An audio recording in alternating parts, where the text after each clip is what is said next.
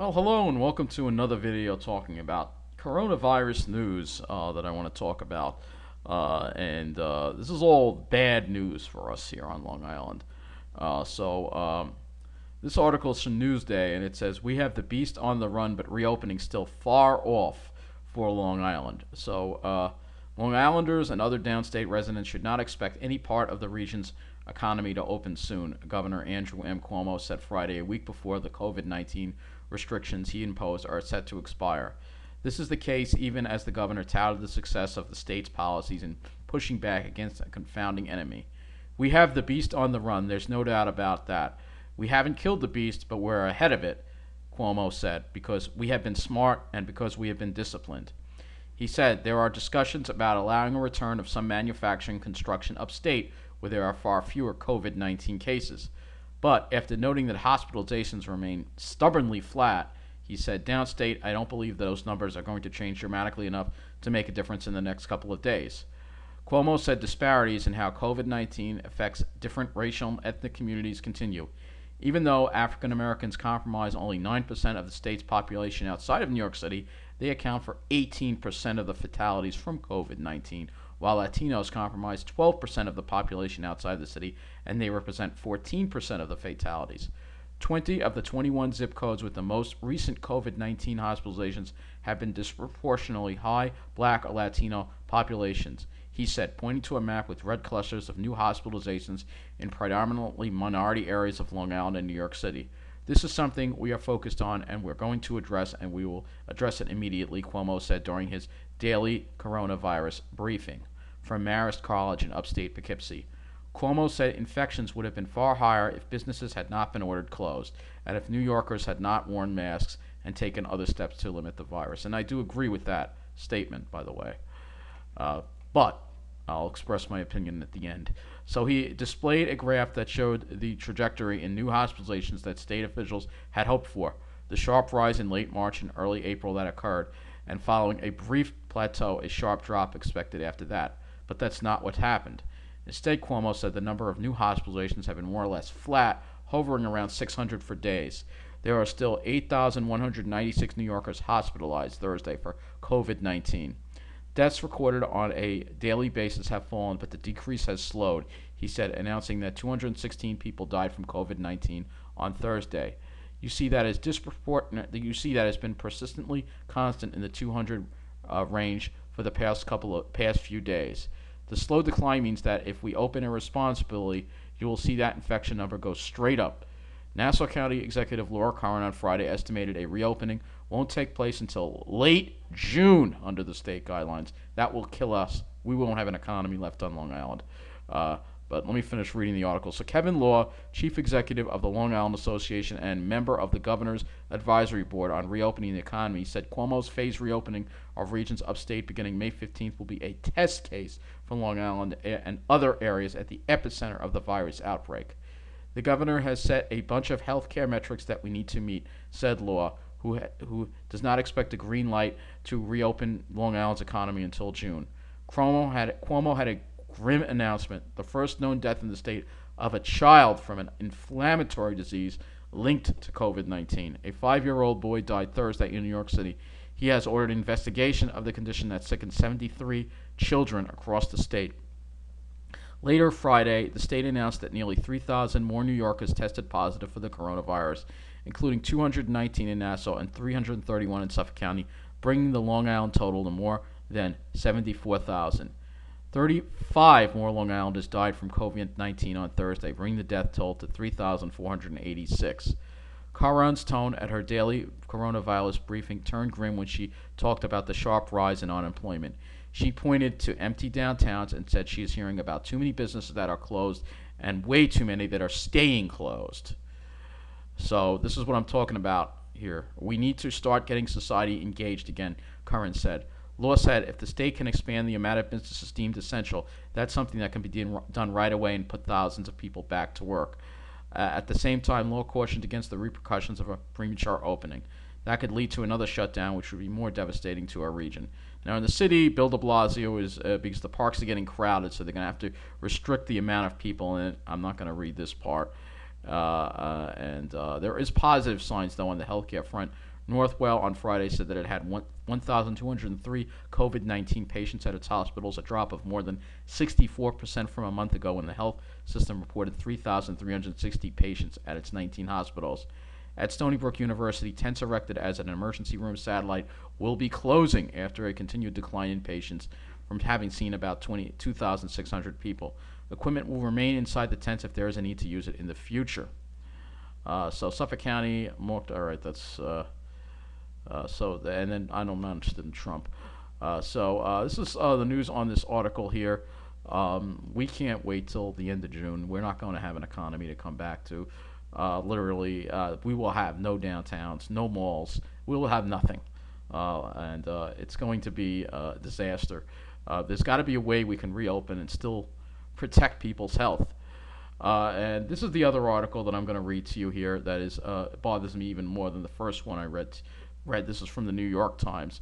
Coronavirus escaped to the suburbs, and this is going to finally cause a flight out of the city, and it's just going to make it even more expensive for people to live on Long Island and in the suburbs and price more people out.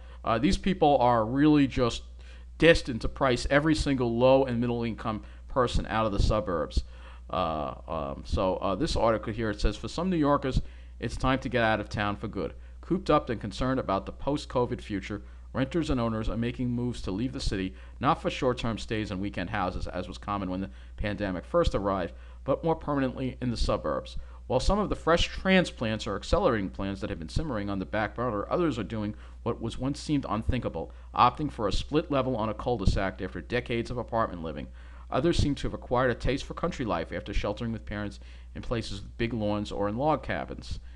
And I can't blame them, but there's also a sense in today's era of social distancing, one person at a time elevator rides to get home and looping routes to avoid passers-by on city streets that have fundamentally changed New York City.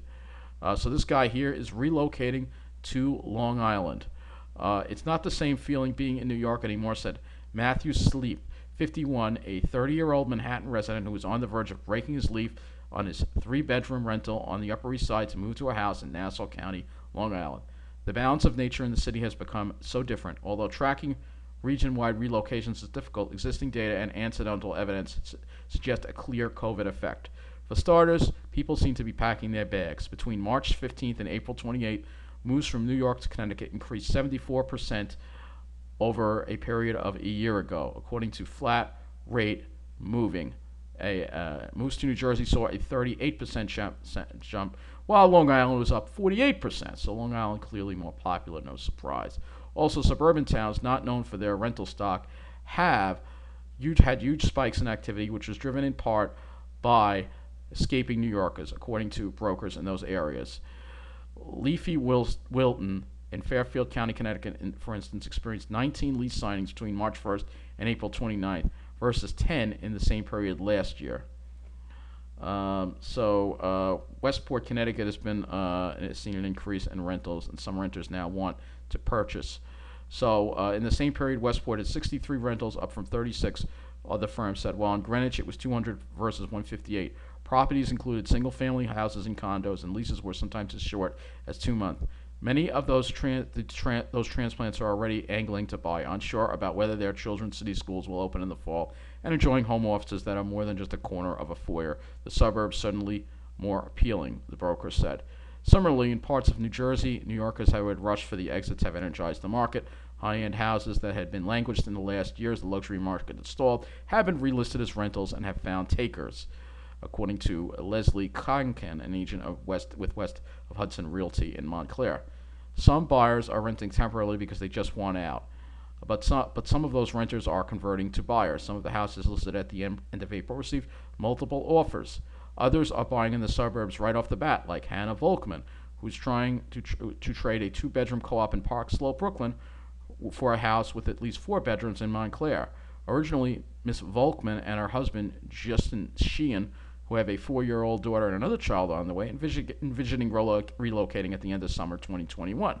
But the coronavirus added urgency to those plans. Touching elevator buttons is now a nerve-wracking concept, as is the idea of crowded subway trains, said Mrs.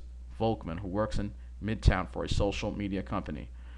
The weeks she has spent in rural Granby, Connecticut, hunkered down with her family at her parents' house, have reinforced her decision to leave the city. A tree-shaded background has been a balm.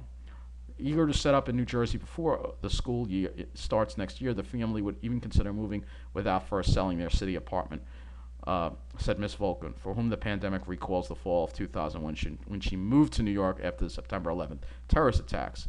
There are a lot of similarities to then, a lot of sadness for our city. Everything has been turned upside down.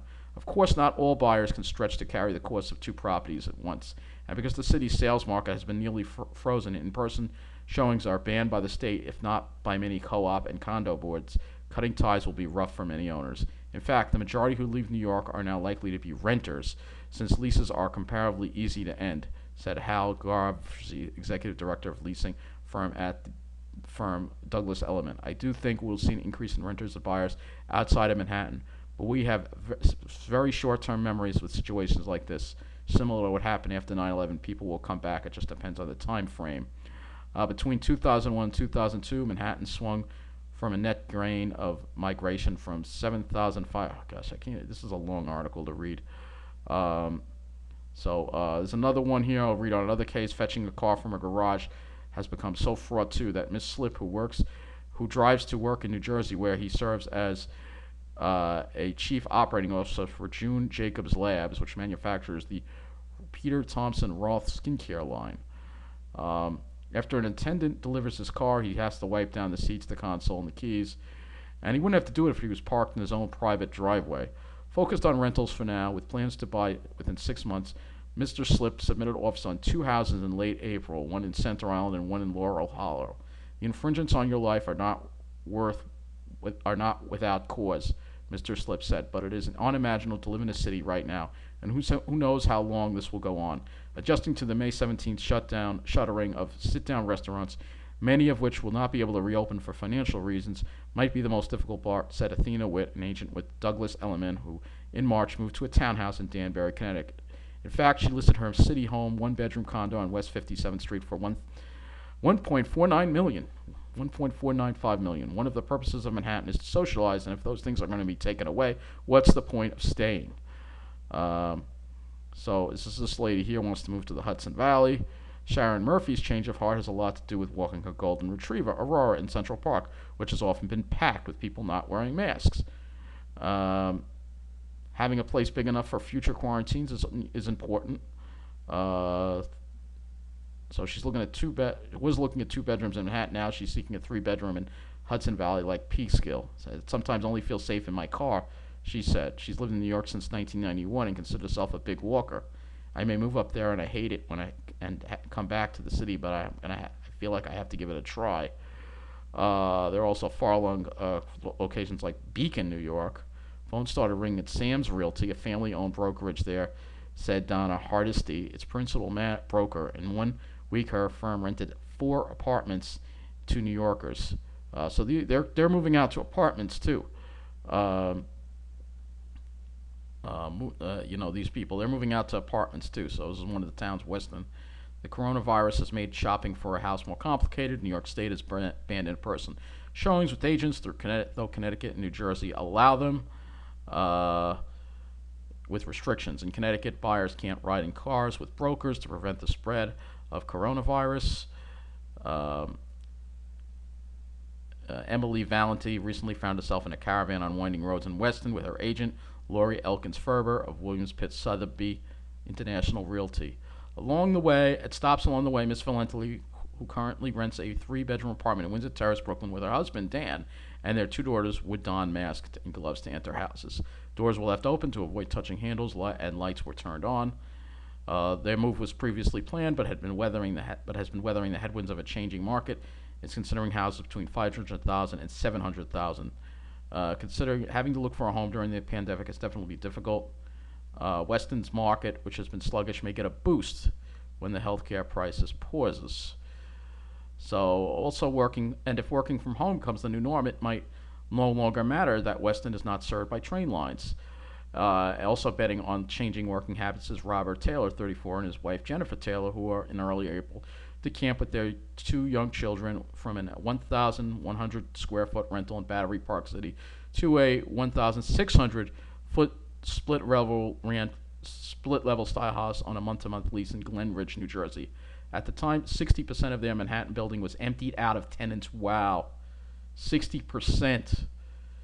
So there's been a huge exodus from the city going on, and this is a huge concern for me because this is going to cause the city. You know who's going to be left in the city? All these people have money. They're making money on Wall Street, or they have money, and they can. Who's left behind in the city are the poor and the middle class, and they're going to be stuck in a city that's becoming more and more increasingly a ghetto, and that's exactly what's happening. And I'm very concerned about that. And meanwhile, the suburbs are going to be get even more expensive, and they're going to try to they're going to try to price us all out. Does it ever end with these people? Does it ever end? I'm not saying they should stay in the city because it's not but you know what's going to happen is they're going to start. The demand is going to go so high on Long Island that they're going to force all the poor and the middle class out of Long Island. That's what's going to happen. And it's going to happen in parts of New Jersey too. These people, they just don't. The problem is that they just use their income to just price people out. And meanwhile, the city is going to become just a ghetto and a wasteland. In Long Island, we know the areas they're going to move to on Long Island. You know the areas. But they might even consider other areas. Who knows? So this makes me worry, about it. However, they want to rent houses. So I don't think anyone wants to live in an apartment right now, even, so it shouldn't really be an issue for me per se. But if you're buying homes, it's just going to be another example. It seems like it's always the poor that get screwed. It's always the poor. And meanwhile, the rich, they can move away. Great for them. I feel bad for my friends like Andy from NYC that are stuck living in Jamaica, living in the hellhole right now. I'm worried about my other friend, Andy, who lives in Fresh Meadows, who may see his neighborhood fall apart. This is not fair what's going on. It's not right what's going on. As far as the shutdown goes, we can't last till June. We have to start reopening the economy at the beginning of June. Otherwise, you're going to see mass defiance. Businesses are going to have to open, because we are not going to have an economy left. The only thing that might help us, are those people moving out of the city, maybe. But everything is going to be so expensive. Who's going to be able to? This is such a complicated situation, but it's made worse by the shutdown. You could see that this shutdown is causing so many problems because it's gone on for too long. I feel it's gone on for too long. You have the right to think it hasn't, and it needs to continue. I'm of the school of thought that we need to start lifting this shutdown. We should have lifted it a couple of weeks ago. The longer this goes on, the worse it's going to get. And we know those with high incomes and those who are finance professionals and those people with money will not be harmed too much, while the rest of us are the ones that are going to suffer. Because most of the people that are clamoring for this shutdown to continue aren't the poor. They aren't the middle class. They're the rich, entitled, privileged, little spoiled little snobby brats. And if they live in the city, they'll just move out. It's not an issue for them. They don't have to worry about it. But for everybody else who doesn't have money, who doesn't have a job right now, who's worried about paying their rent, who's worried about paying for their car, who's worried about putting enough food on the table, it's a big problem for them. And nobody seems to want to talk about that. But it's all about the rich. Maybe we're going to be heading for a class warfare like you've never seen. But the people are getting tired of this shutdown. One way or another, it's going to have to end, and it's going to have to end very, very soon.